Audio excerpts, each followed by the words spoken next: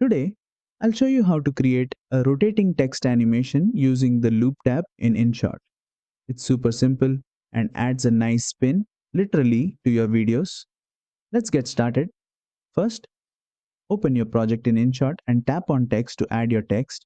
Type whatever you want, maybe a title or a fun word, and hit the check mark to add it to your timeline. Now, tap on the text layer and look for the animation button at the bottom. You'll see three tabs: in, out, and loop. For this effect, go into the loop tab. Here, you'll find rotate options, rotate clockwise and rotate anti-clockwise. Tap either one depending on the direction you want your text to spin. Right below, there's a duration slider. This controls the speed of the rotation. Drag it to the left for faster spins or to the right for a slower motion. Play around with it until you get the speed you like.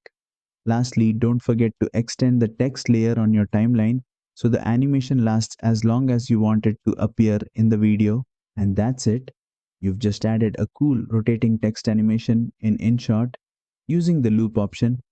Play with the direction and speed to make it match your video's vibe. If this helped, make sure to give it a thumbs up and subscribe for more InShot tips and tricks.